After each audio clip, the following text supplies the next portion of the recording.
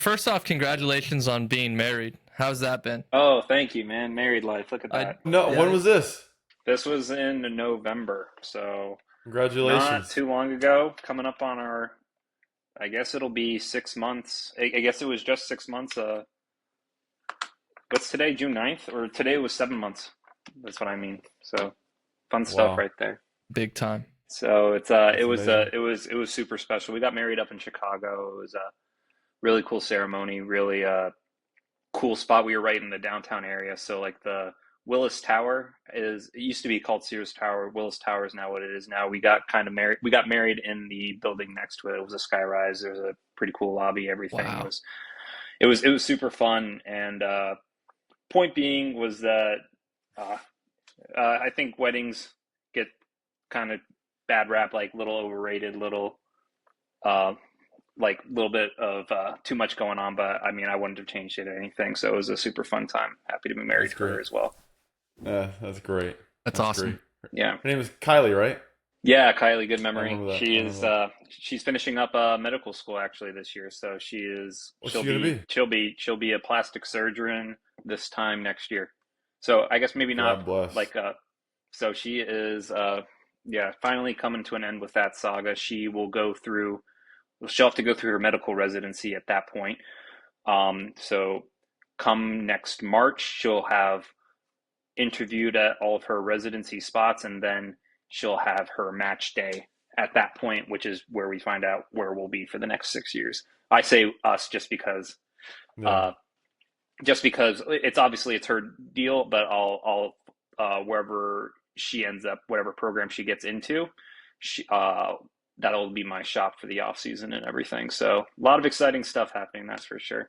Wow. And yeah, how are you all doing? I like the Neff. I like the Einstein backdrop right there. I Th- just saw that. Thanks. That's crazy, man. That's a good one. Is that a piece of art or is that like wallpaper or what is that? So this was in my apartment in Fort Myers, actually.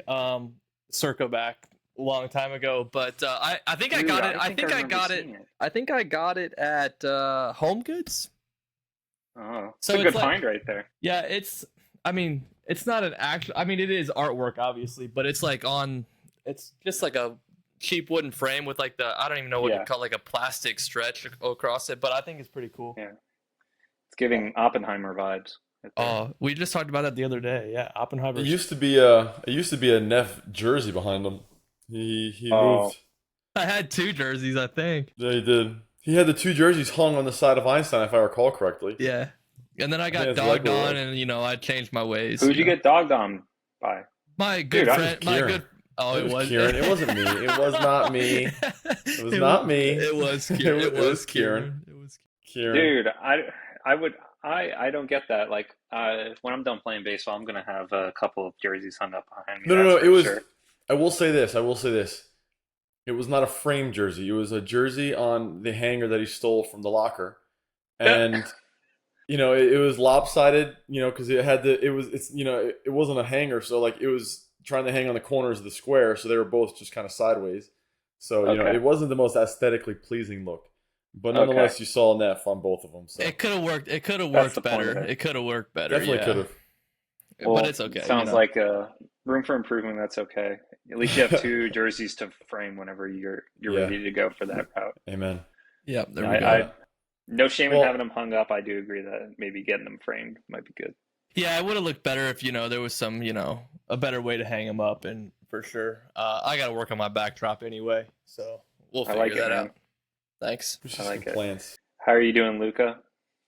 Man, life is good. I living up in Hoboken, New Jersey, right across the Hoboken. They Hudson have a from. zoo there. Do they? Don't they have a zoo in Hoboken?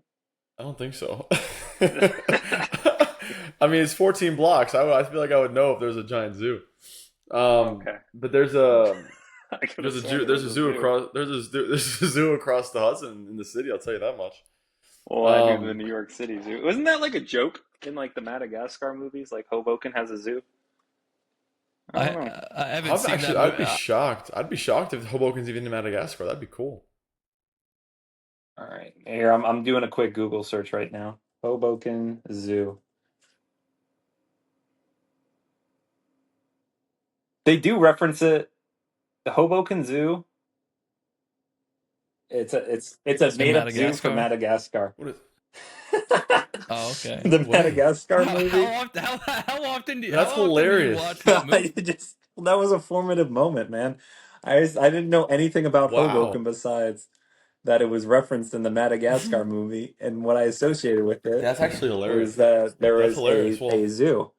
So, but you should it shows email. You should that email them. Let them know. I I was very impressionable as a young kid. You still are as a big time adult, huh? uh, hey, we're all just Yeah. grown up children. Yeah, that's right. No, exactly. Sorry. So I'm sorry to impose a fake zoo upon your home city. Hey, Now I know no, better. it'd be Thank you kind for of cool if we educating had a me. zoo.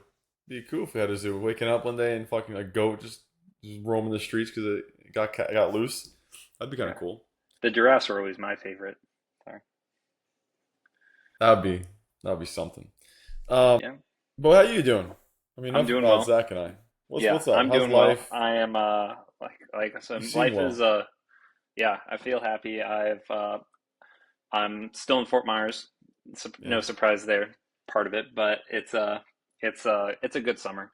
It's obviously would love to be playing baseball right now, but didn't quite work out right now. So good news is the shoulder's in a good spot. There's no reason to think that the surgery that I had, labrum surgery, is going to be like anything outside of the normal recovery. So 12 to 14 months was the initial timetable given to return. So from Jeez. my surgery date in March, that would put me getting back right around the start of next year, which is all things considered like pretty good, and hopefully um, kind of puts an end to the saga of shoulder stuff that I've had going on up to this point. Because from what I understand, the doctors do think that it's all somewhat related. Obviously, I don't have the medical expertise to be able to like verify that, and I don't think anybody has the ability to like get every bit of the picture to be able to say that's for certain. But it's definitely motivation enough for me to say that's what's going to happen, Yeah. and it was definitely a good enough reason for me to stick with everything going here. So So feeling a now really good spot. take us through because when we were with you, you were coming off of the back end, TJ, like killing it. You were doing well. I was watching your lives, doing well, and then your spring training, you come back in 2024, and you're lights out. Yeah, First few outings, and then I remember I was keeping up, and just I remember my heart was just broken. I saw something you on the IL, and I was like, "There's no way." And yeah. I assumed it was just elbow, but then it ended up being shoulder. So take us through, like, was there anything going on, or is it just the shoulder came out of nowhere? No, that's always been one of the toughest parts with it, is that it felt like the shoulders come out of nowhere every single time. So as you alluded to, I had TJ in late 2022, and I rehabbed the entirety of the 2023 season. So basically, as I was starting to throw to hitters and stuff, it was October at that point. So, and there wasn't any baseball to be played unless you were the team heading to the World Series. So for me, my season was over, and even though I had spent that whole year rehabbing, but the good part about that for me, in my opinion, was I was going to have a regular off season to just build up and really gear up for a healthy 2024. And that was what I did. My off season went really smoothly. I was I got engaged that off season, went saw some family, threw bullpens, built up to be ready to go come February, and I was throwing lives and I was progressing along completely normal. I wasn't in rehab at this point. I was just another player, and everything was going well. Stuff was coming back well. I was throwing well, throwing a lot of strikes, getting some good hitters out, and then my after my second spring training outing, I felt a pull in my shoulder during After? it was so I was actually slated. It was during my second spring training outing. I was slated to throw 2 innings, and then the last pitch of my first inning, I felt a pull on my shoulder, like kind of in the back, right as I released the ball, and I was like, "Oh, that didn't feel great." And I came off the field, and in the dugout, I felt it tightening up, and I was like, "Oh yeah, this is not going to be good." So we shut it down for that day, and we went through a an eval with the doctors on hand, and I had some strength issues at immediately after. At that point, we set up an MRI. found out it was a shoulder strain. This is 2024. So once again, this is a year and several months ago from now. The diagnosis for a shoulder strain is a couple of weeks of rest. It's like any other like small muscle tear. It's a muscle, so it heals on its own. You don't have to get surgery or anything as long as it's not like a complete like tear through and it's like extremely messed up, which mine wasn't. So we're thinking like, man, it's unfortunate that this happened, but let's have a good rehab, and I can be ready to impact the back half of 2024 at this point. So it was an It was going to be unfortunate that long delay. of regression. It was a significant strain. So Wow. the general timeline for that is 2 to 4 weeks of rest, meaning like no throw. For me, it ended up being 3 weeks. But then with a little bit of baseball knowledge, you have a little bit of an idea of like what kind of buildup happens after that point. It Yeah, goes, exactly. it's 3 weeks of no throw. Then it goes a week of one-handed plyos, a week of two-handed plyos, meaning like throwing a medicine ball into a trampoline, a week of one-handed plyos, throwing weighted balls into a trampoline, a week at 60 feet, a week at 75 feet, a week at 90 feet, a week at 105 feet, a week at 120. So that's 7 weeks in itself, plus the 3 weeks of rest initially. That's 10 weeks total right now. Then you have a week of 15 pitch bullpens, a week of 20 to 25 pitch bullpens, a week, 2 weeks of 32 pitch bullpens, and then you throw your first live. So from there, that's 15 weeks, which is already 3.5 months at that point. And that's like a conservative standard buildup for any type of strain. So like that was for like being shut down for 3 weeks. It's not like, 3 weeks build up and you're back in game in 3 weeks. It's take 3 weeks off and it takes you another couple of months after that to be able to build up to get back into game and everything. So You I want to strained laugh, it Matt? in March. Oh, no, sorry. Keep going. No, so I strain it, and I have a good idea that it'll be a 3.5 month injury. But it's March at the time. This is what I'm thinking. It's spring training. I can still make sure I have a good back half of the 2024 season. Unfortunately, in June, right as I was going through my progression and as I was about to get off the mound, I had a heavy day of throwing, and I felt pain in my shoulder again. We got another MRI, and sure enough, I had restrained my shoulder. So now it's June at this point. I know that at best it's a 3 to 4 month buildup once again because I have to start from square one. And I know that my 2024 season is over at this point. And this was in June of last year.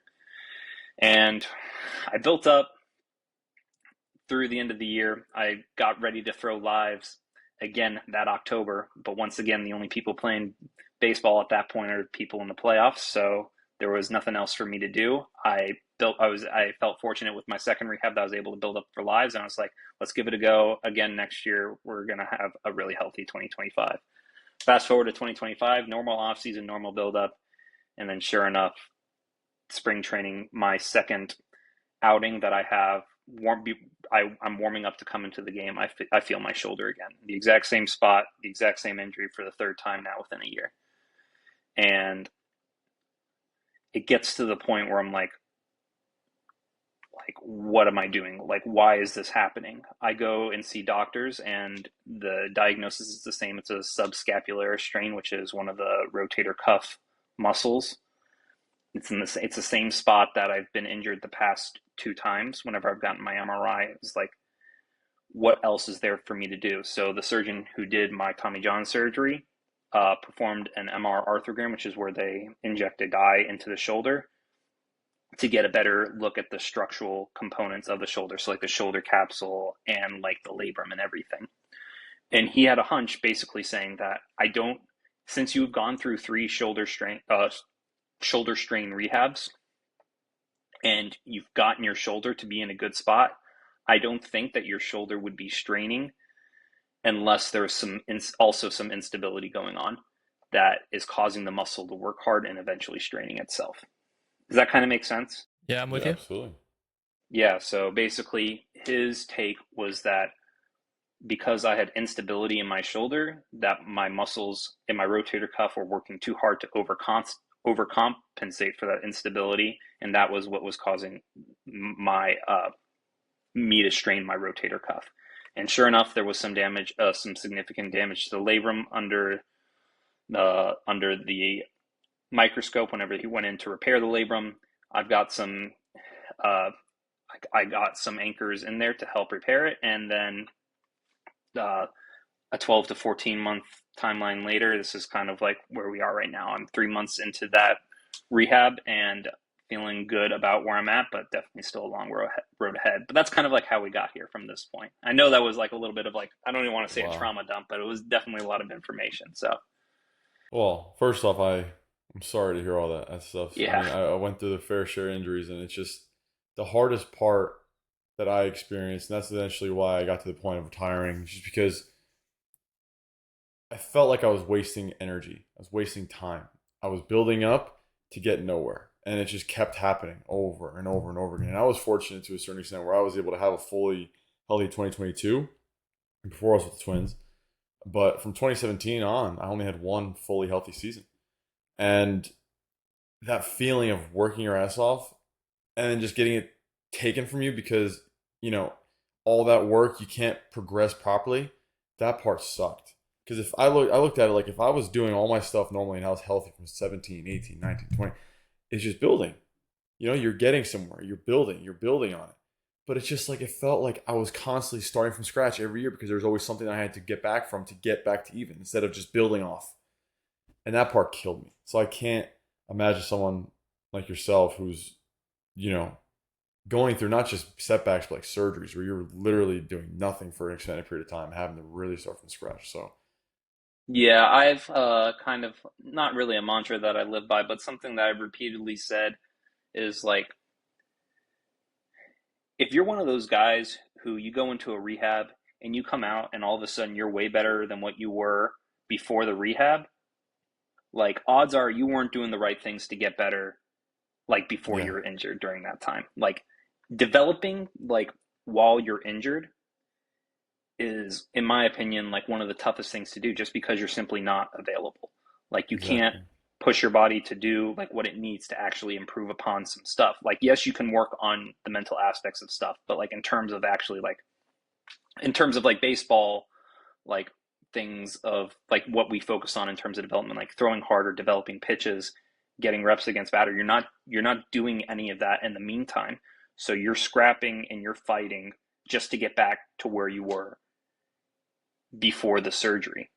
So it's always tough, and to be able to kind of sniff that eventually and scratch at it and get back, and then just for it to be taken away again, and all of a sudden you don't get any more time to like do what, in my case, is like what I really like to do, which is like develop and figure out something new and like compete.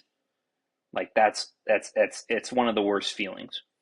So in my head, like one of the, like especially coming into this rehab where it's like I feel like I ran into a wall again and had some stuff just taken away from me, like right as I was kind of tasting it. It's like I've tried to reframe a little bit about like how I'm going about it, and like in terms of like, is this something I want to go through again? I tried to ask myself the question is like, it's not only like, do I like playing baseball, or am I still liking like what I'm doing, but do I like the person I'm becoming like while I'm going through this? Because I'm realizing now that playing baseball isn't necessarily a guaranteed part of this journey that I'm going through.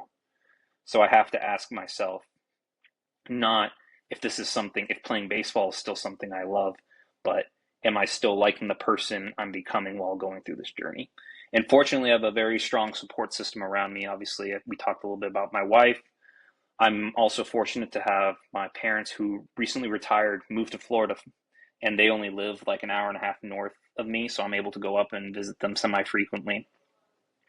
But after talking with my support system through that and analyzing like that myself, that was before I opted to get this surgery and put another 12 to 14 month recovery time frame ahead of me. I had to ask myself if this was if I was still liking the person I was becoming on this journey, if I was still liking the person I was becoming on this journey, and it was still a wholehearted yes.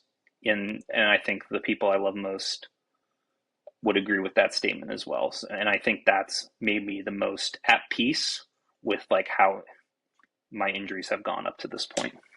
And let's talk about that a little bit, because we all three have some shared experiences together down there. And I know whenever I was going through it and we were going through it, like we would go on our morning walks, 5 days a week or 6 days a week before, and we'd go on our morning walks, and it was like a space to freely express ourselves about whatever was going on, and just kind of enjoy the only cool part of the Florida day, and obviously all four of us, or however many were there, we were all hurt and we were all in quotes suffering. But how have you taken that kind of from that first go around and evolved it through, I guess, 3 years of this process? Or what have you learned through these 3 years? Or what's the toughest part, I guess, is kind of like my question, or what I want to explore a little bit with you.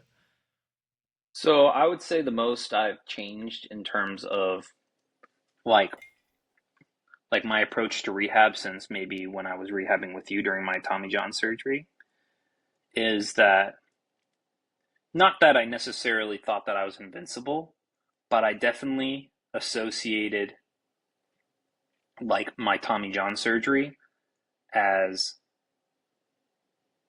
like kind of a cure-all. Like this is it. Mm-hmm. I'm going to go and attack this rehab. My elbow is perfect. Now I am going to be able to, no matter what happens, I'm going to be able to play baseball again. And it was a really good goal for me to have at the time, because like that was truly what I wanted to do. I wanted to play baseball again. And I felt, and that was plenty to get me through my rehab and stay motivated and be able to go through the year-long process to be able to face hitters again and gear myself up to be ready for the next season. But where that didn't quite work for this next one was because, like I said and kind of alluded to, is that I feel that I it's just the heartbreak of like becoming re-injured. It for me to say like I'm going to play baseball again, I didn't want that to be my goal, because it's like I've realized as I go through the process more and more, no matter how hard I work, sometimes some things aren't guaranteed. That's not to say that I don't feel extremely good with where my shoulder's at right now, but it's more of an attempt to be kind to myself with whatever happens. It's me setting goals that are more controllable than saying like, oh, I'm going to play baseball again and I'm going to be the pitcher I was before I had been injured. It's I'm going to be a better person because of this, is what I've more kind of come into now. And like I said, this is not saying that I think that the person that was going through my elbow rehab a couple of years ago was naive. I don't think that was the case. I think it's just me trying to have a different approach to be able to be more forgiving of myself and stay motivated through this entire process, and to be more forgiving of myself to help myself stay motivated throughout this entire process. Because if I was just hung up on the fact of whether or not I'm going to pitch and not how I feel in this moment, then I think that would be a little bit harder. So I think that would be like the main difference between like the person that rehab with you versus maybe the person that's talking to you today. Did you have another perspective shift or more growth on the neck shoulder injury, or you kind of find a happy spot there, or a good spot there? So I think that I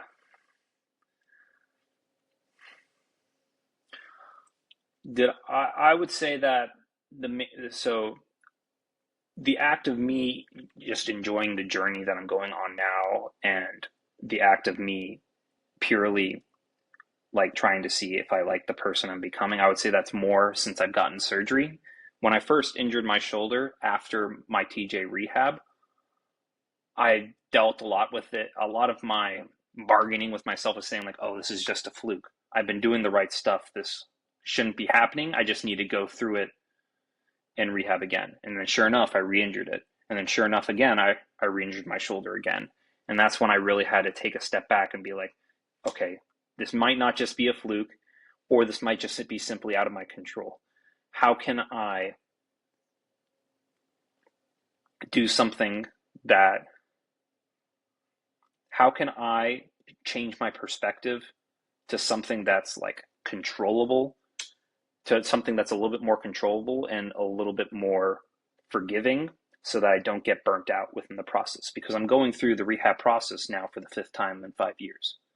Luca can attest to it, that having one healthy season for 6 years is not a fun thing. You went through your TJ rehab, and it's just going through one rehab is not a fun thing.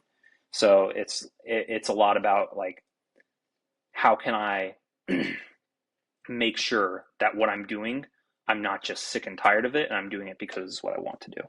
And that was where I kind of formulated that question of like, do I still like the person I'm becoming?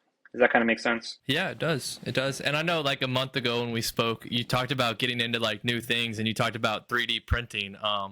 Did you did you get into that, or where are we at there? I wish so more or less some family some stuff came up, including the fact that so part of the stuff that when I did not end up getting into 3D printing, that is something I want to get into still. I got distracted because I ended up getting DFA'd like right about a week before that happened. So right about a week like after that, I had that conversation. So what that means essentially was, and it's not You got DFA'd? necessarily, I didn't know that. I didn't know yeah. that So either. yeah, no. I'm So sorry, dude. That no, sucks. yeah. So it's not, it's a business move. I mean, I was taking up a 40-man roster spot, and the major league team needed help. And 5 injuries later, the writing was kind of on the wall that maybe my roster spot needed to go to someone else. So I wouldn't call it a shock, but I did go through that process of limbo for about a week and a half or so. And that was kind of right during that time. So point being was that I was DFA'd off the designated for assignment off the 40-man roster. And because I was injured when I was DFA'd, instead of whenever I passed through waivers, because obviously a little bit of damaged goods, a lot of baggage, no other team immediately wanted to sign me. Because I was injured, instead of being able to be outrighted to the minors, the Twins had to release me at that point. So I was actually a minor league free agent for about the course of a week. And so I was able to pursue other options within baseball at that time, meaning like seeing if there were other teams that I would potentially want to play for. Like, and I did have a good amount of interest as well, but my choice that I ended up going with was to stay with the Twins to be able to give myself the best shot. And as I came back, I like I said, a lot of stuff happened, and 3D printing kind of got put on the back burner. So that was not necessarily something. But something I have been doing a little bit more of is me and a buddy, we got a movie pass at the local cinema. So we've probably seen like 8 movies in the past month, new releases. Cool. And that's a good way to spend some of the evenings around here. So I would say Which that's theater? probably the Bell Tower Theater. It's right here in. Yeah, dude, don't they suck? Like the inside. I remember I saw one movie there. I went and saw one movie there, and I was like, this is so like run down. I remember the light was actually no, maybe not that one. The light was on or something. I'm like, what's going So on? So the theater itself, dude, cinema's kind of dead. I'm not gonna lie. It's it's it's it's not like the movie theater experience, especially here in Fort Myers, is not the movie theater experience that we had like growing up. Like whenever we were 12 years old going to watch Iron Man in theaters, and the whole thing was packed over the weekend. It's it's very much it's very much just, we're in kind of a tired town. The movie theater, as you described, is very tired. But the cool thing is some of the movies being made are still really good. So I would say that the movie theater itself is definitely nothing to write home about. But we have seen some quality films recently that it the price was right. I can tell you that much. I'm spending about $20 a month to be able to see however many movies I want to see. So like, and Wow. you guys know the rehab Diddy. Like I have more than enough time in the Yeah. afternoons to be able to go Yeah. to see one. So it's been a fun experience. But Zach, so go, that's what's been going on. yeah, He that's can't get on the podcast because he's busy watching movies no. all I've day. I've I've always said that I've always said that the weekdays are Yeah. always pretty good, but the weekends, I did mention that my family lives about an hour and a Yeah, half no, north, so absolutely. I'm with you. I usually go up to see them. So Yeah. that's why the weekends are a little bit tough. No, But dude. No, I'm only I kidding. Are you I'm blaming you as the schedule conflict guy. are you we're bypassing the banter. Are you are a movie critic now? Are you like writing reviews and like diving into it or I what?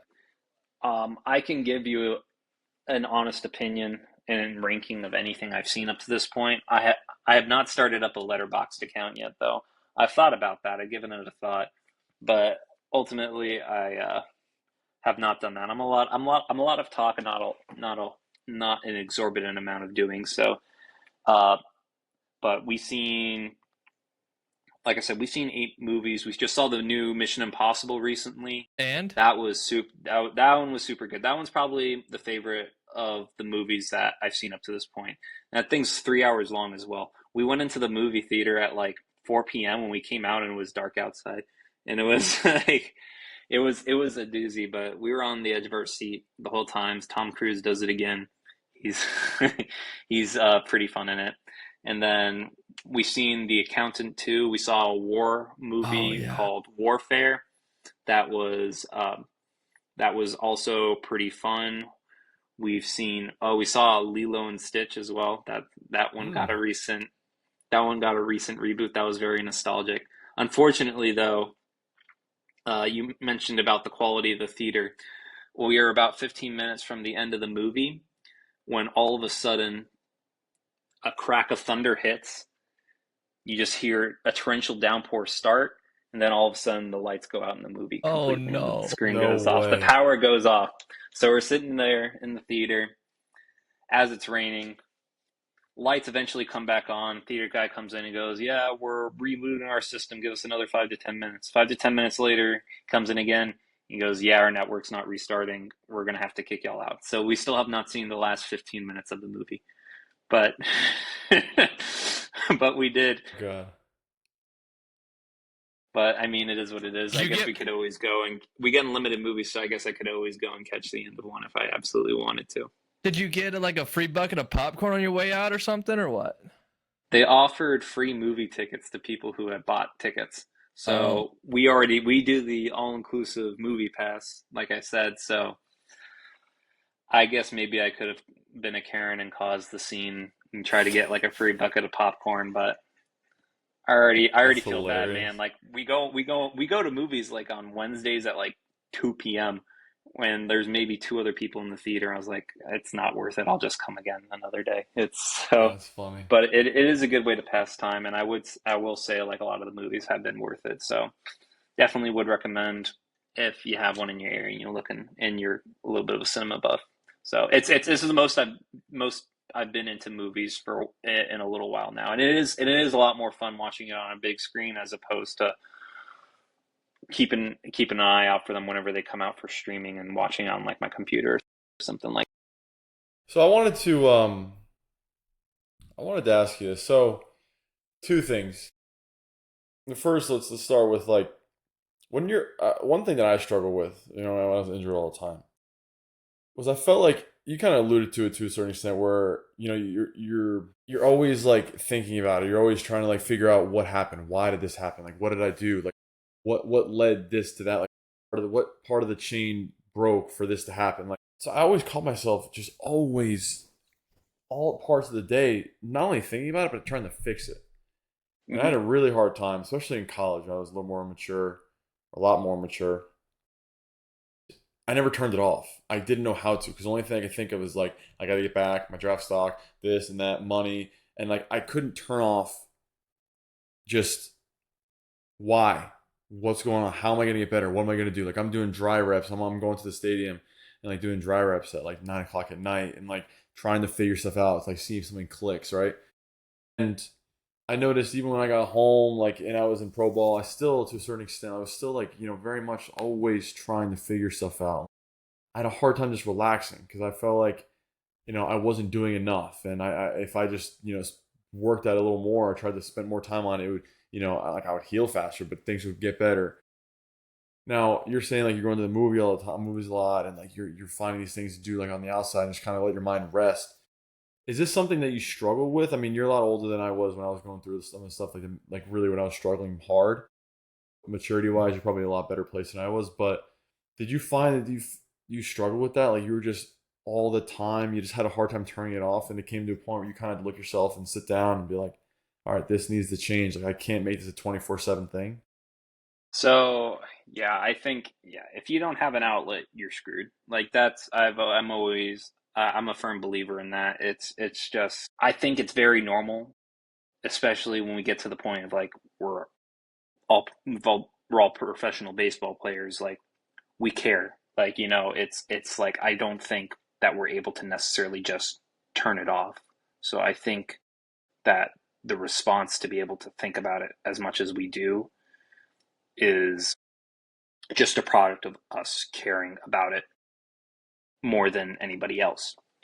And so but I do think that's also necessary to be able to distract yourself and get yourself out of your own head.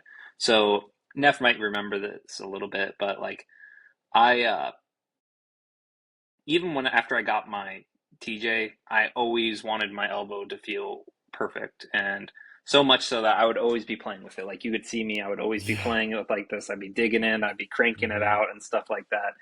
So much so that I had a nickname around the training room. I got called the Diddler. Like I was more or less. I would my PT at the time, Christian.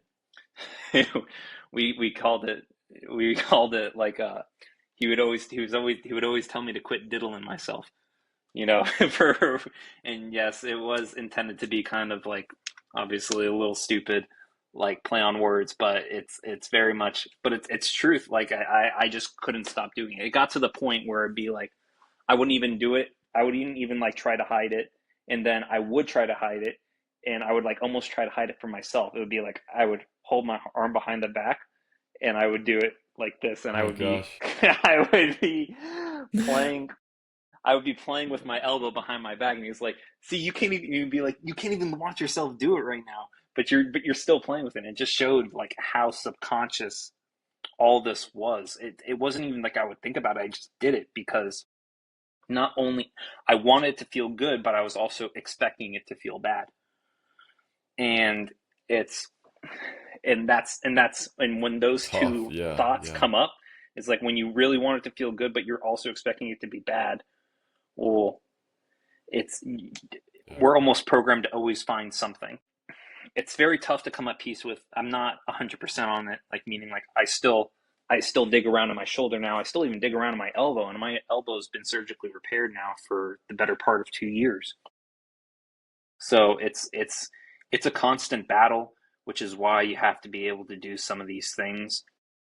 I think once again, it's a little bit about being forgiving to yourself, realizing that this is a tough thing to do. A lot of the reprieve that I get like from it is just from the fact that it's like there are so many stories in MLB of like people being able to come back. So it's like even though I want to think I'm in uncharted territory, I'm really not. Like it's like this has been done before. As long as I still care about it, I'm still motivated, and I'm still like the person I'm becoming. Like I am human, I am going to mess up, but as long as I'm trying my best in the moment to still like kind of achieve my goals and get my mind off of things and be able to focus on like the rehab at hand and just doing what I can do and not worrying about necessarily how it feels all the time along the way, then I'm going to set myself up as best as possible. So I don't know if that's necessarily like a mature approach or even more mature than uh, what you how you approached it when you went through your stuff as like a high schooler. But another thing I've always kind of said is like, man, there aren't any golden tickets. in this part of Yeah. it. Everybody wants the quick fix where you can just figure out something and then all of a sudden either you're cured or your mind is free of all these thoughts that just constantly rag on you. But that's not the case, man. I tell a lot of the guys, I tell a lot of the guys that are kind of new to rehab and are going through themselves. I tell them, like, hey, if you find any golden tickets laying around the training room, just go and give one to me as well. Like, so it's very much just a realization, like, yeah, you can do things that help, but there's never going to be necessarily a quick fix or a surefire fix that is going to let this one issue just completely dissipate and just be gone into the wind. All you can do is do your best in the moment and do what has led to success, and as in the most possible cases, and then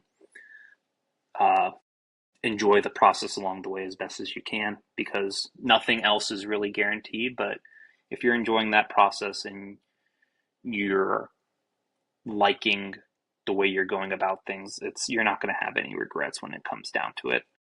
Yeah. So you might not be That was the perfect, but it's thing. good. We just said like what led to success, and that was a part that I almost like started to doubt. Like I started changing things, started wanting to mix things up because like, oh, maybe I was doing this, I wasn't sitting to my hip, and because of this, like I was putting more pressure on my elbow, and I wasn't giving my arm a chance to get up, and that was putting more pressure on my elbow.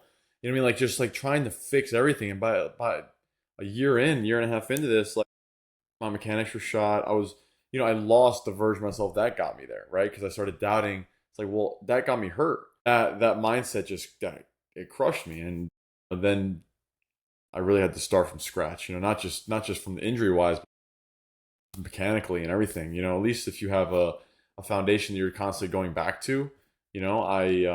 I was just constantly trying to change things. In pro ball, I did get better with it, but it's just something I struggle with.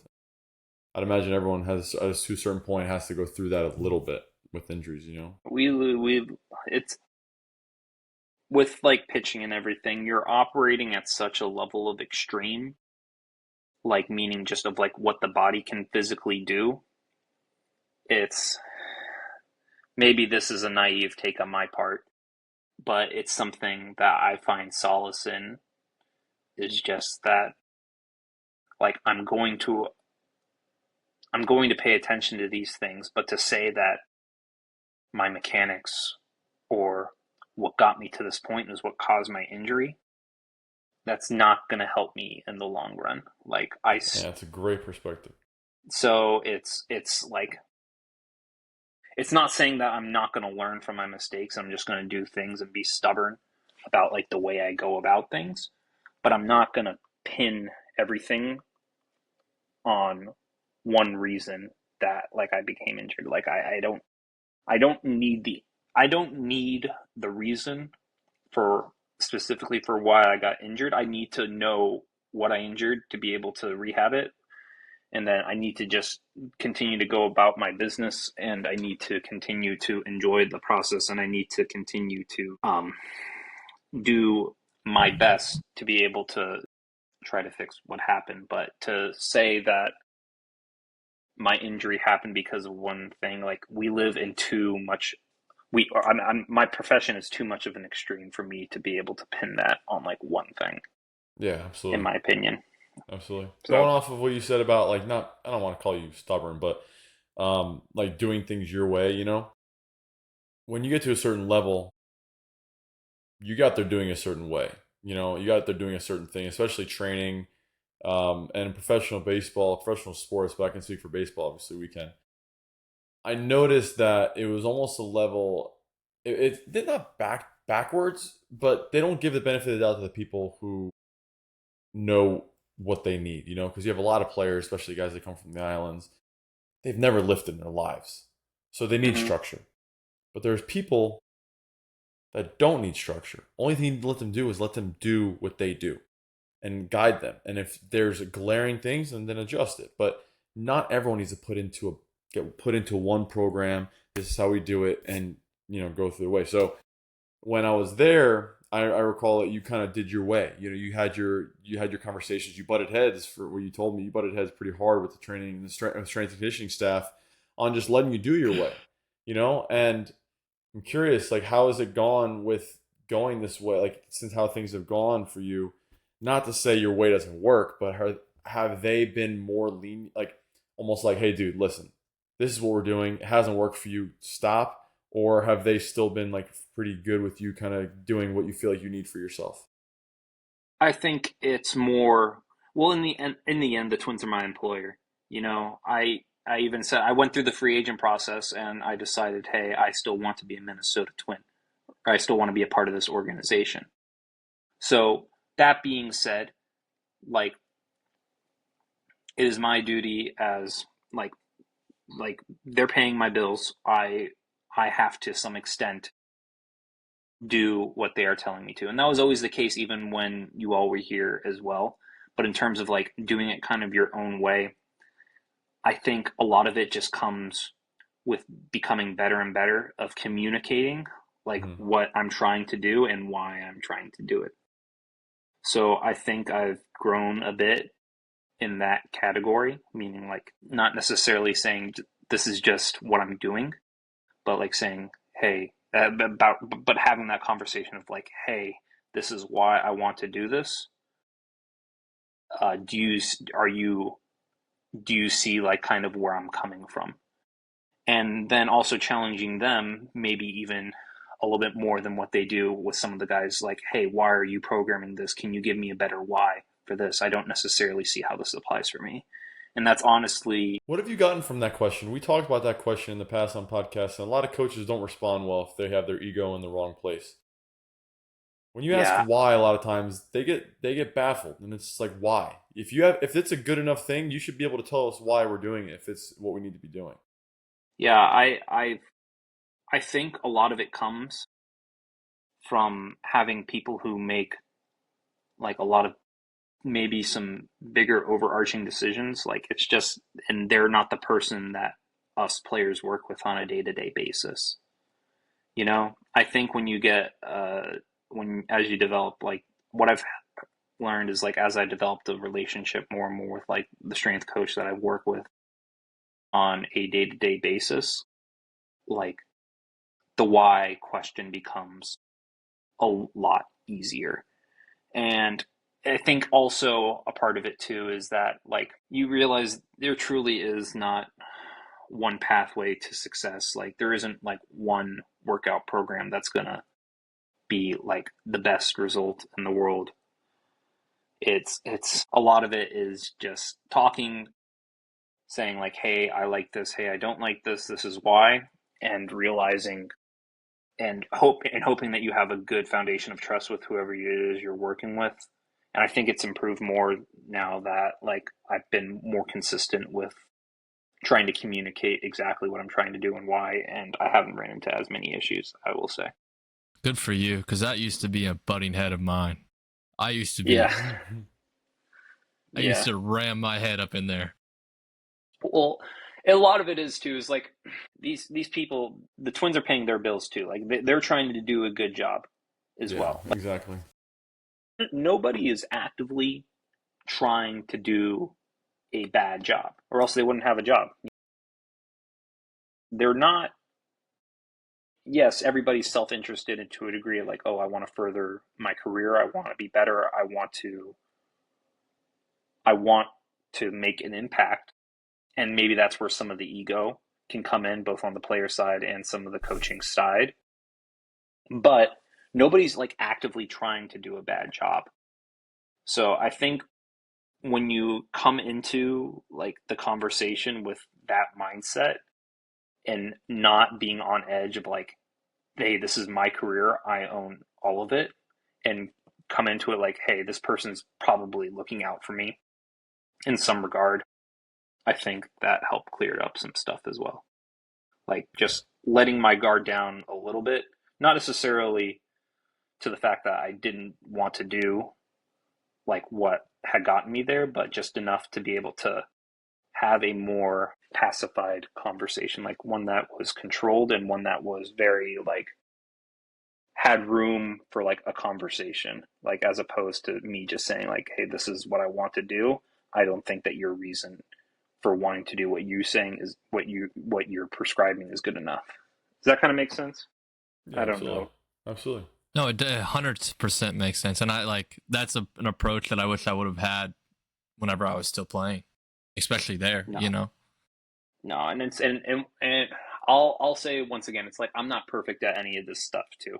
Like I still butt heads every once in a while, but when I say butt heads at this point, it's more just like, okay, that's I literally will say like, okay, that's dumb, and then like and then I'll flush it, and then I'll just like we'll come back to it. It's not it's like, okay, that's dumb, but I'll still do it. You know, Yeah. it's not like I'm not doing anything because of that, but it's just realizing like in the grand scheme of things, like if this is what causes an issue with everything, like then it probably wasn't meant to be in the first place. You know, if like me doing an extra set of something or like doing like one extra exercise is what causes me to tip, like that probably wasn't then it probably wasn't meant to be in the first place, which is fine. And maybe that's not a good enough excuse, but it's getting me through the day right now. So they talk about picking and choosing your battles, like it's a little bit of part of that, but there are a whole lot less battles now at this point because a lot of it can just be solved with like true like communication and well-intentioned communication, not provocative communication, you know, Yeah. like saying like, well, why is that, fully expecting that they can't explain it, because I've been prone to that. Like I ask them like, hey, why, I used to ask like, hey, why are you prescribing this, fully expecting them to not know why they were doing it, you know, like and like so it was like I was kind of like planting the answer already in my mind, Yeah. and it's like more asking like an actual why as opposed to like a passive aggressive one in Yeah, my exactly. case. I don't want to say I always had issues with this, but I'm a hard-headed person. Okay, so this is something, I don't and believe it. yeah, yeah. And I've always done things a certain way, and it got me to where I got to, and like, it's not like I wasn't willing to change, but for me, it was always I always resorted in common sense. Like, I'm not saying my way is the way. Like, my dad's a strength conditioning coach for 30 years in the NBA, and I've trained with him my entire life, and you don't know shit. You know what I mean? Like, it's more just like, all right, I've done this my whole life. It works. I mean, it works. I feel good. I feel healthy, right? And then obviously, yeah, I got injured, but for the most part, I just say like, I feel good. And when I got the Pro Bowl, I felt like some things just didn't really sit well with me because I just saw everyone doing the exact same thing, right? I see someone who's 5'8", 170 pounds, and I see me at 6'5", 220 doing the same thing. It's just like, well, or I had like hip surgery on my right hip, and like we're both doing the same leg workouts. It's like, well, maybe I mean I can't do the same things depth wise, It's just anyways like stuff like that. But I remember one instance, 2021, when I got called up to high A, and in low A we didn't really do conditioning at all, really. And it was conditioning on our own. So I always did conditioning on the treadmill. I always did stuff like running if I needed to. I was out of the pen, so I would always do conditioning on days I was off. I really wouldn't do on days I was hot. I wouldn't run before the game. That's something that never really sat. I never understood.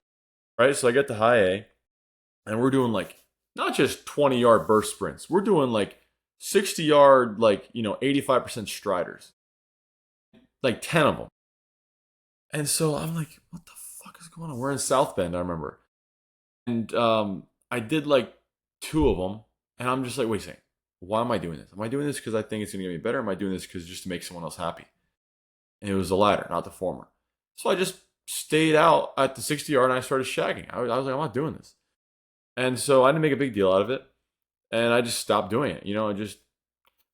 The woman, the person who was in charge of the strength coach of the team, she called me out. Woman or man, it doesn't really matter. But yeah, she was a woman. And she calls me and she's like, Luca. And I was like, what? And she's like, you didn't finish. I was like, I know. I was like, why am I running? I'm hot today. She's like, this is what we do here. I was like, that's not a good enough answer for me. Why am I doing this? And they gave me the bullshit. It's like, oh, it activates the CNS and your muscles are going to be a little more activated 4 hours from now. It's like, get the fuck out of here. So I was just like all out of it. I just, it just kind of threw me off. So I stopped. I was still shagging. And I remember the skip called me out. She told him. He comes out to the outfield while I'm shagging, calls me out. And so it's just us two, or us three in the corner by the foul line. And he goes, listen, dude, I don't give a fuck if you run, but just do it. I'm like, again, not a good enough answer. You know what I mean? Like that's so anyways, what did I do? We communicated and she was like, how about we stick to like shorter burst stuff? I was like, fantastic. That sounds amazing. And I handled the whole situation like an asshole. Fully aware of that. But it's just I don't know what the point of that story is just to, sometimes some things just don't make sense. And maybe I handle that situation differently now, but a lot of the things I just never understood, and asking why I've found you can really separate the wheat from the chaff, let's say, and Yeah. it's an important question. It's a simple question. It's an important question. And I don't know, not enough people say it. Like they just do it just to do what everyone else does, So in terms, I think the important thing to remember about a lot of this, and even pro baseball too, is like we're all making very lackluster salaries, like doing this. Like we're making as a minor league player is making 30K a year. Minor league strength coach is making 50K a year. It's not like professional baseball, especially at the minor league level. It's not this huge ball of money just going in and being dispersed evenly amongst a lot of people. I think maybe this is point being is like you don't get that entire pool of players and the entire like pool of staff working for that kind of money, like unless you're looking past a couple warts on everybody. Everybody has their warts, especially in terms of like the way they go about things. It's like there's a specific amount of money that is going into this. It is like everybody wants to say that you're getting the best of the best at the minor league level, and that's just not the case. Simply. It's so, and like in terms of like, and every pitcher, obviously we are very elite pitchers and everything, but everybody wants to say like in minor league baseball we are the best of the best too, and we deserve the best too, but we're not the ones bringing in millions of dollars. It's the people at the levels above us. Yeah. So it's like everybody has their warts, and the minor leagues would be if the minor leagues were truly the best of the best in like in terms of development and players and everything, well, we'd be getting paid like it, and we weren't. So like I think it just kind of puts into perspective like all these interactions we have. Like yes, we could probably do them better too, but it's like I think to go out and say like every person that you run into at the minor league level is like the elite of the elite at their job is just a naive thing to say. So you're going to have those run-ins, and I think that's always going to be a product of like kind of minor league baseball, just because of like the amount of money that goes into it. So I'm not surprised that you had that interaction, just because it's like I haven't gone the best way about going about things, but I think it's also unfair to expect a person getting paid 50K as an entry level job in minor league baseball to be the best of the best at what they're doing as well. Yeah, it's a good take. And I will say I didn't have many instances where I was noticeably like I got treated well. We all did. Like there's more positive than negative, But with regard to some things that are a little idiotic, or let's just say something that just don't make much sense, it happened a little too often for my liking. But if that's the negative, that's fine. Like all the equipment and stuff like that, I can deal with. And Yeah. You earn all the stuff you get in the big league. And for me, like adding to all this is like whenever I did have those outbursts, it was all emotionally charged, like for whatever reason. And like when you're going through a season or you're going through rehab and like you get you add emotion to it, like it always clouds your judgment, And every time I look back now and it's like, man, it's so hard to get emotional about things because like I'm not as passionate as I was about ball. Like I poured my heart and soul into it. So then you add emotion on top of it. It's like, man, it clouds your judgment. And then you like in the moment, you don't always make the best decision when you're filled with emotion. And like, to me, that was one thing I was like, man, like when I get done with this or like as I'm going forward, and like Tommy John showed it to me a lot, is like, I gotta get better at that. Like I gotta get better with like separating from emotion in order to see clearly. Well, I mean, one of the first times I can piggyback off that a little bit. I mean, one of the first times me and you had true conversations was probably after one of my lowlights in professional baseball. It was spring training of 2021. It was we were on a backfield in Port Charlotte, and I got into it with Oh yeah. the opposing team's coach. Yeah. This was a backfield game in spring training. I was starting for our high A It like doesn't even back matter. training Yeah. game. Does not even matter. Point being, they didn't have any umps for our game. So one of the hitting coaches for the Tampa Bay Rays minor league teams Was was standing behind the mound calling my game. And My God, I that's think like hilarious. yeah, and no, it gets better. I'm a fiery person, as you might expect. Oh my God. And I don't know what got into me that day, but I was freaking convinced that the world was out to get me. And I was like, man, this freaking sucks. I just want to go out there and I want to shove it up their asses and just freaking strike them all out. And then I get out there and I have this minor league coach behind me, like literally standing right behind the mound, and I'm throwing to the catcher. And I remember there were like 3 pitches. The first one was like I freaking threw one. I freaking threw one like right down the middle. He goes ball, and I looked at him and I go really, I tell him really, and then he goes yeah really, and so I go and I just shake my head and I go and pitch again, and then I throw like a 1-2 changeup. I'm telling you, it was like middle, and he goes ball, and I look at him and he goes, and I go, I hate to break it to you, but that one was right down the middle. And I tell that to him right to his face. And I was like, and I said it right like that. And he goes, why don't you just turn around and keep worry about pitching? He's like, I am, and like I said, I was on edge right now. And I just God. freaking go to him.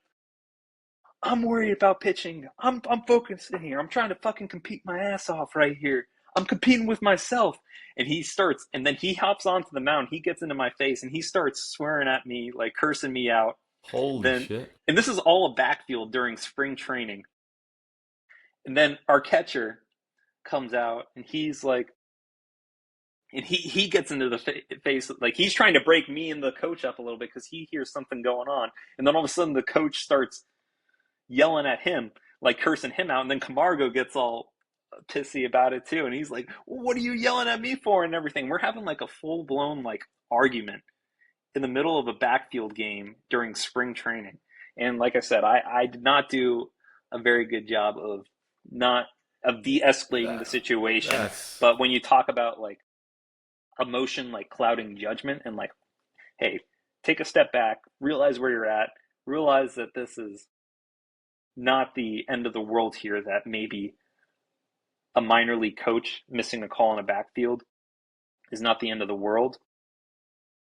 Like that was like one of the lowlights of like my college career. And like I got talked to by our minor league coordinator after that, like saying, hey man, you can't do this.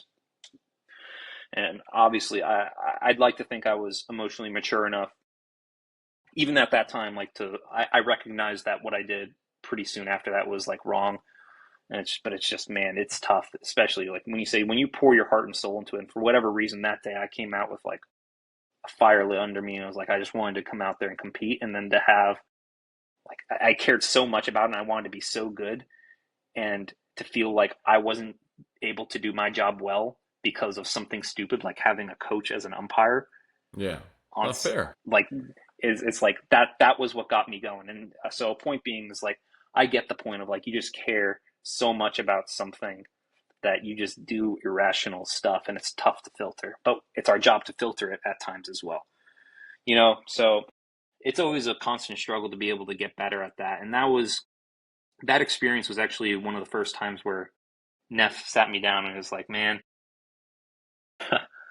the quote that I remember that from that conversation was like, he told me, you pitched really great out there, but nobody is going to remember how well you pitched. All they're going to remember is that you were the guy that blew up on the backfield, you know?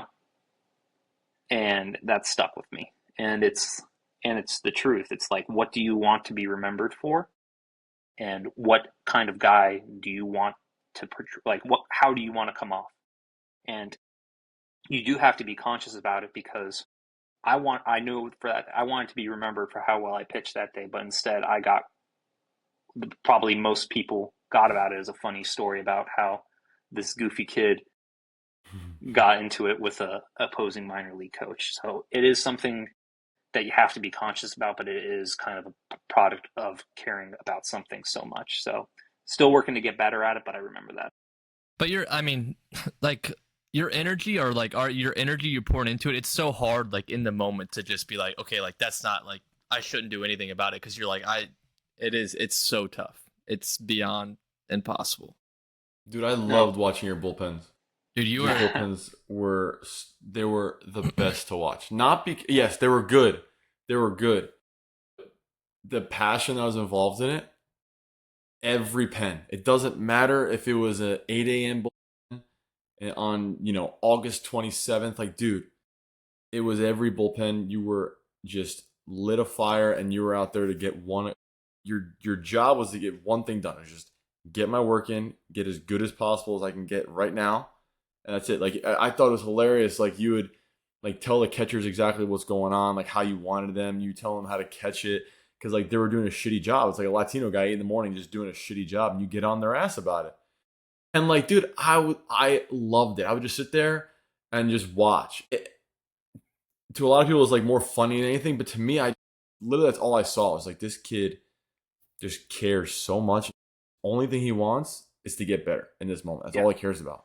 And I think I appreciate you bringing that up, because I think that's a good contrast to like the story that we just had, because like I said, there are times where caring a lot can be strictly a good thing. Not that being so emotionally charged can cloud your judgment at times, but also being so emotionally involved can motivate you to do things that other people might find stupid, but you think you have real value on. Like, I don't know how you all felt, but something that sticks with me is that like bullpen, like, hey, if I'm a starter, I'm pitching every fifth, sixth day.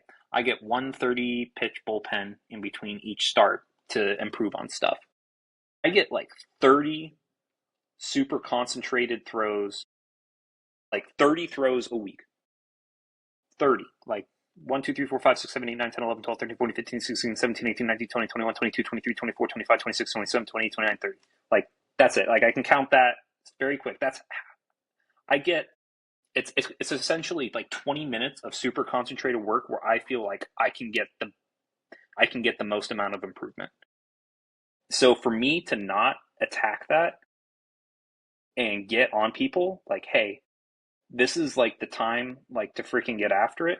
Like, how can you not get motivated for, like, aside from being in game, like the most important 15 minutes of your week? Like, and that's what stuck out to me about that, is like, I never really felt like I was working myself up for my bullpen.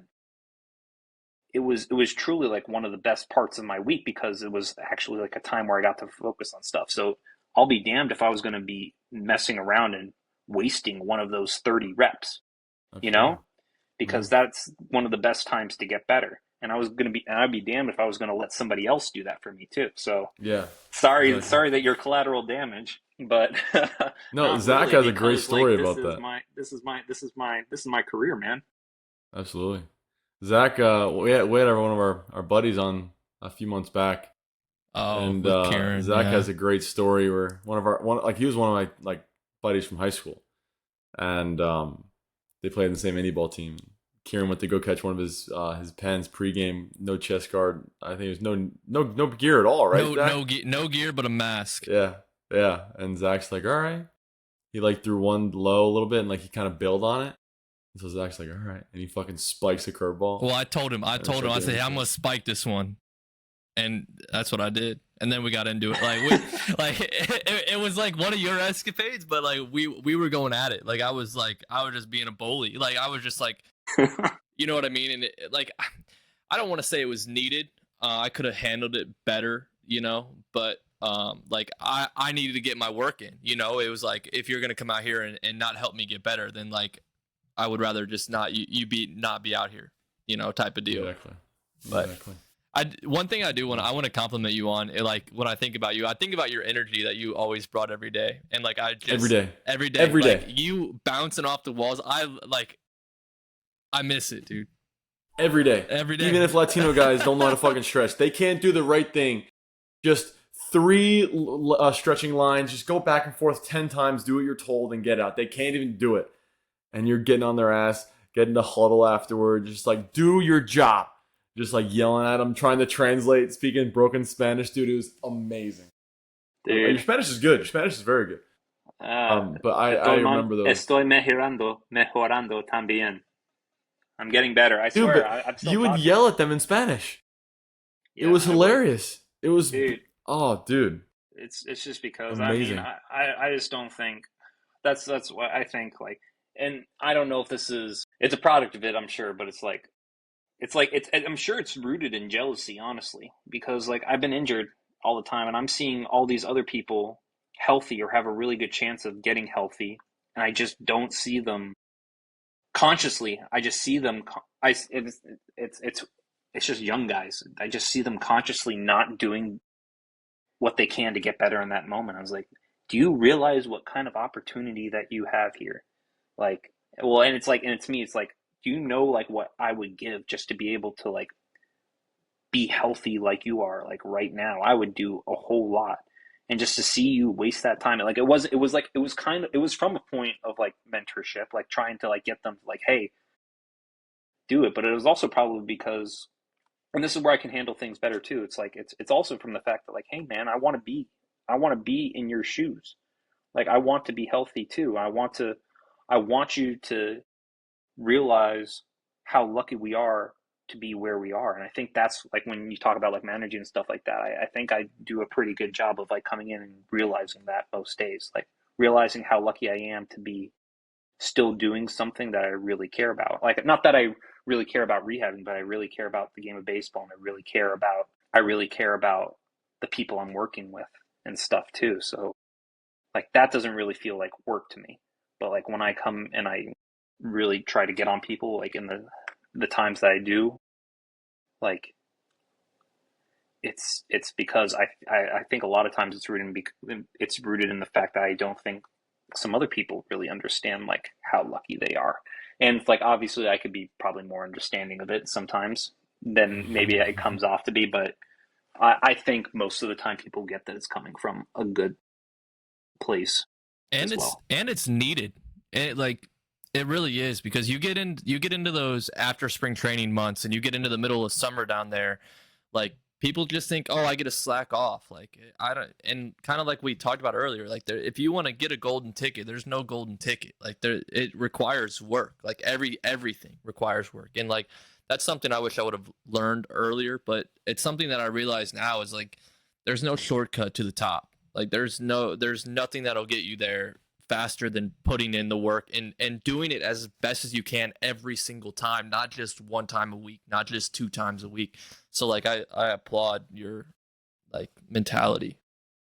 Yeah, it's I think that's like, I appreciate that, first of all, and second of all, I think that I never ever like, yeah, I don't know. It's one of those things. Your intent is good-willed, like good-hearted, good-spirited. It's not, you're not talking down to them, you're not yelling at them, you're attempting to motivate them. So like it's good-hearted. So that's like, I don't think you don't need a reason or have it, like that's a good emotional outburst. And not for nothing too, like the coaches don't say anything. No. It should be their place. Like honestly, it should be your place, but it shouldn't. You know, a lot of times. And when they do go about it, like the times they did really get mad and the coaches yelled, they didn't go about it the right way. They just started yelling. And it's just like that's not how you do it. Yeah, you talk about it too, and it's like the people I'm talking to, like if you haven't figured it out by however old I was at the time, 21, even 23, like it's like you're kind of in your own way. But it's like when you're talking about like our new draft guys straight from college and a lot of these younger guys that are sometimes not even, or that aren't even from the United States, it's a lot of times you talk about people who need structure and people who don't need structure. Well, there are definitely some people who, especially on the younger end, that definitely need structure in pro ball. They are not professionals. There are definitely some people who are not professionals in pro ball, and I do agree that some things need to be said, and I do agree that sometimes the coaches don't say it, but I also think that's them realizing that, hey, our word does not, the only people that these professionals are going to look up to are people who have done it. So I think like the older guys in rehab, the people who have major league time and are down in Florida and who have been through it a little bit, like those are the only guys that actually have some sort of say so over these guys, and it might get through to them. I'm not saying that it will get through to them, but something might click, Yeah, exactly. Like, sure, I'll be known as like the grumpy veteran or something like that. I don't think I am, because I think I get to know people enough otherwise. But like, it's very much it's very much just because I don't think that anybody else would listen unless it was coming from somebody that had kind of done it before.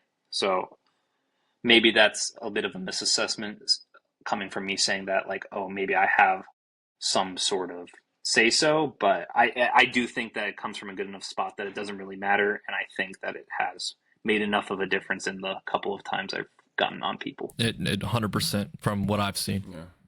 Yeah. You missed dinner, Matt. Isn't it sort of 6? No, I already ate. I had stuff up until dinner. I grabbed a quick dinner, and that was when I hopped on. So it was are you guys on Eastern time right now? I'm on Central. Zach's not. Yeah. I'm on Eastern time. Yeah, I'm on Eastern time. I see you still got a lot of sunlight. It's getting a little dark over here. Oh yeah, that's why I guess being as far south in the United States as if I was you right now, I'd be heading to the beach, bro. Oh my god, nostalgia. Bonita Beach. Yeah, Bonita. I'd be on my way, bro. Nostalgia. I was at the beach this weekend with my family. It was a really good time. Yeah. We went a little bit more north, like kind of towards the Tampa area, but it's really beautiful out there. It's still really good. Everything's from the hurricanes and stuff are taken care of now at this point too. So it's 100%. It's trapped in paradise. It's kind of yeah. kind of where we are. Woe is you, right? Woe is you. No, exactly. I think, like I said, I would much rather be playing baseball, but in the grand scheme of things, like I've got a beautiful wife, I got a super supportive family, I've got so many friends and so many people that care, and I'm definitely not going at this alone. I can put up with this prison cell for a little bit longer, and and hopefully things will turn out.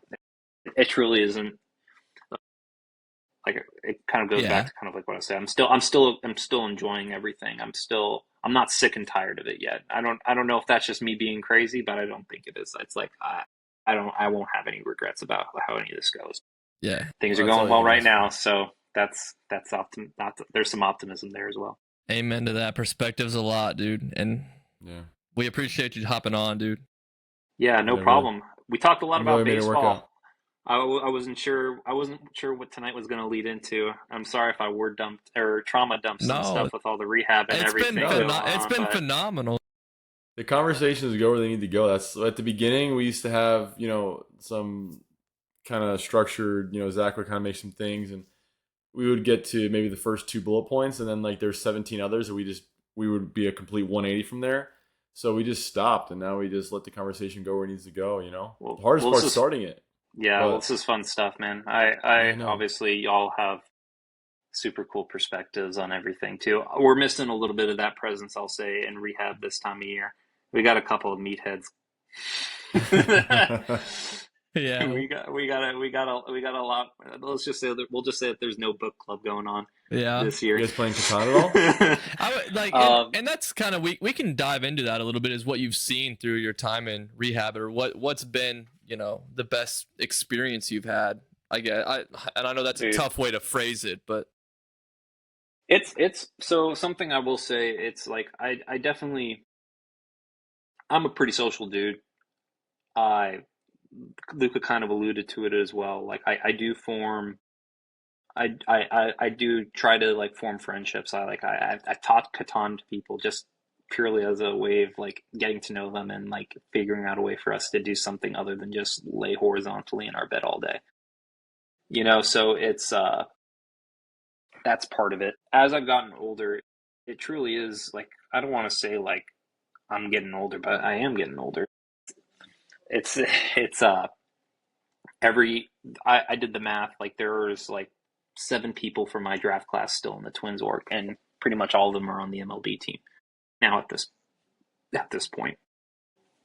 It's like I really don't run into many of the guys that I specifically came up with down here in Fort Myers anymore, because either A, they've moved on from baseball, or B, they aren't injured and they're out playing, or they're on the MLB team, and if they are injured, they are rehabbing with the MLB team. So it's very much a thing that like I have to make a conscious effort to like make new friends and get to know people every new rehab class that's come in. And it's definitely a lot of different perspectives every single time. But it's also gotten to the point too where it's like I get to know everybody, but I try to keep my circle like pretty small and everything now, because it's tough to form.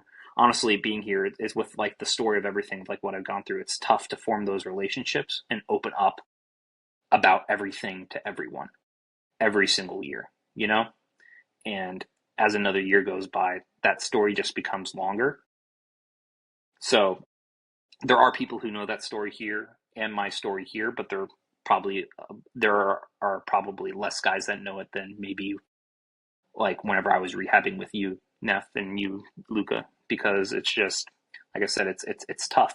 You realize that like it's better to have a few people that truly understand, than trying to explain it to everybody.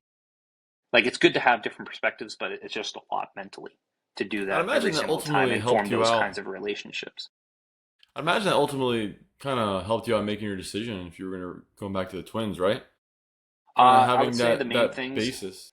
Yeah, I would say the main thing that lended me to returning with the Twins even after I was a free agent was just the familiarity with the training staff, giving myself the best opportunity to have some say in my rehab and do the things that we have decided are necessary to get me back in line. Like the Twins have supported me every step away in terms of like doctorhood. Like it's like in terms of like rehab, they've conversed with other surgeons when I've asked them to. They've included some new things in my rehab. They've let me look for outside opinions. It's and like the grass isn't always greener. That's all I'll say about it. Pretty much is like if I went somewhere else, there's no way to say it. Like the Twins do it very well within the pro baseball world, in my opinion. So that was a big part about it. and going back to that rehab process, we did a lot. And we started a lot of stuff. We played Catan, we played ping pong together, we did the book club and went to Spanish. Like there was a time we even did movies, and like I feel like we as a group did a good job of attempting to like let everybody in, or whoever wanted to be in. Like we played poker. Like there was a lot of different just games or ways that we got a lot of people involved that were down and out per se, or down and injured. And I would just I don't know, curious if that tradition continues or how that flows through different stages of rehab. Yeah. I would say this group is fairly close. I would say that there are people that are definitely looking to do stuff. Like I said, I maybe am not as active as like starting that stuff up, just because it's difficult to form those relationships year after year, especially as I have to like I said, it's not the people I necessarily came up with. Like you're only your draft class ahead of me. Like we were honestly around each other for A lot. 2 or 3 years, even before we were injured, Mm-hmm. So it's obviously Luca. I only had the pleasure of playing with you 1 year, but that was, like I said, we just meshed well and everything. It was an easy friendship. So it was, but it's tough to do it year after year. I'm still trying to be as active as I can doing stuff for me, but I would say that I definitely kind of keep check of everybody, and it seems like everybody has their thing, and it's like still a rehab group that is motivated. Whereas I feel like at times within our rehab group, like I feel like some people needed the little extra kick in the butt, you know? So I think it comes and goes. I think it ebbs and flows. I tell you what, I really enjoyed. I really enjoyed the time. Honestly, Zach and I kind of get into it last week, but I really enjoyed the time I spent in rehab there. Um, obviously, was it ideal? No, but it could have been way worse. But playing Catan, especially, and like having something to do at night, and being with the guys, and just being down there, and just it was nice. You kind of got your work in, you relaxed, whatever, and then you went back like around 4 or 5 o'clock, played Catan for a few hours, and it's almost like you go to your room, you don't feel like you're just wasting away. You kind of feel like you're hanging out with your friends, you're laughing, having fun. Usually we're just getting the shit beat out of us by you on Catan, anyways. So it's like you won. Your percentage rate of winning was like 75%. It was So at a certain ridiculous. point, Yeah. it wasn't even fun, but like it was fun because we would still laugh. But like, when I first got there too, and it was like it was a big group, it was about 8 of us. And there was like us three, and I mean, we had Phil Royce was and there, and Royce, was Mooney. there. Yeah, there was a lot of guys. Mooney's always a Debbie Downer, but he was always fun to be around. But But we had Owen. We had a crew. yeah, Owen Connor Griffin, Prelip, Frank Nigro. Frank Nigro was in there, yeah. Mike Harmon, or was it what's his last name? Michael Mike H. What's his Mike H, right? Hellman. Hellman. Yeah. Yeah, I mean, it was a good group of guys, especially like I'm No, just talking exactly. about Catan. We had Logan, Logan Campbell, Zach's favorite guy. But I think it's out in the open, so it's okay. I don't think Logan's one of our podcast. I have no longer have any animosity towards the guy. But it was fun. It was fun in general. But, yeah, it was a good time. I think, like I said, I think a lot of it was the fact, I think a lot of people were so receptive to all that just because a lot of us had kind of came up together and we were around like the same part in our career as well. Like you had come from a different org, but you had still been in pro ball as long as like us at that point as well too. A lot of it is just from a maturity aspect, and now you guys are from very a maturity, welcoming. and now from a maturity aspect. Oh yeah, it was easy. It was easy. It definitely worked out. And now it's like at this point, like I'm like I was like one of the veterans in rehab whenever I was rehabbing with you all, and now you're old think man about on the block. now Dude. now You now got old man on some the block. gray hairs everywhere. Exactly. Dude. Shit. Exactly. I've gotta. So I am working to make sure that everybody's in a good spot. And honestly, maybe it'll be 3D printing, maybe it'll be Catan again, maybe it'll be movies, maybe it'll be something else. But I know that there's going to be a path for maintaining some lightheartedness around here. I've got no doubt that everybody here is well intentioned, and everybody here is very like. I think everybody here just wants to get better, and I think that it's just a different group and everybody offers a new perspective. So it's, I think, reminiscing on some of those times where we were very close knit as like what we were in 2023. It's definitely kind of motivating to kind of try to get that going as much as possible again. So maybe I'll see what I can do. Put some work in, dude. Come on. Exactly. Mm-hmm. Yeah, you said it, it's like, you really did remind me of how full my days were in 2023. We'd do book club. We would do Spanish. Ping pong for an hour. Ping pong. We Get would my play ass Catan. kicked. Yeah. And now it's not saying that I'm not busy, but it's definitely like I said, I've put a little bit more on like obviously spending even more time with my wife, going to movies and stuff like that. Is Just she living down there? no, she's not. Just obviously, but we talk as much as we can. She's busy right now doing medical school stuff, saving the world. You know how it is. You So said that. That's right. yeah, no, not an issue. But it's but point being is that maybe enjoying the quiet a little bit more this year. But I can definitely feel myself getting a little antsy. So we'll see what the next step is. That's for sure. Love it. It's a long rehab Love it. process. That's for sure. Month 3 of 12 Dude, right now. It's So no joke. one step It's at a no time. joke.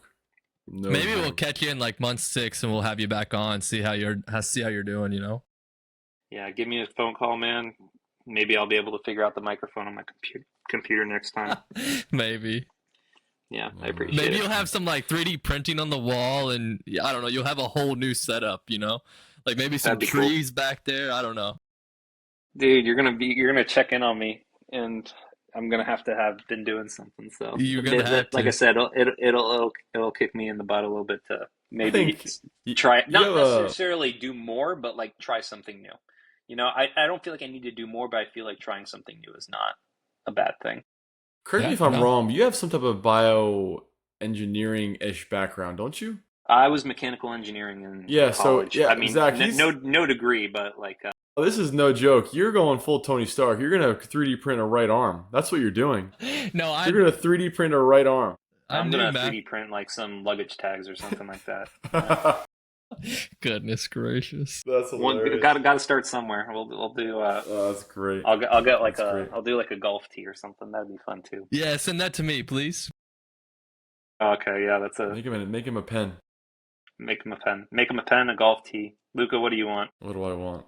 I've been getting into golf lately, so yeah, anything golf related you send me, I'll be fired up. All right, sounds good. Yeah, this is gonna kick me in the butt to maybe do this. I'll figure it out. All right. Good. I'm inspired Oh, my now. God. I'm inspired now. I got to figure this out. 3 months. That's the timeline to figure this out. That's doable. You can do it. Yeah, thanks. All right. Appreciate your time, dude. Thank you so much. I appreciate you all as well. I hope I on. gave you enough content, but most of all, plenty of content. I really appreciated the conversation. It was good getting to talk to y'all. Well, I don't know if you remember the name Kyle Jones. He's one of the guys I hang out with a little bit now. He was rehabbing.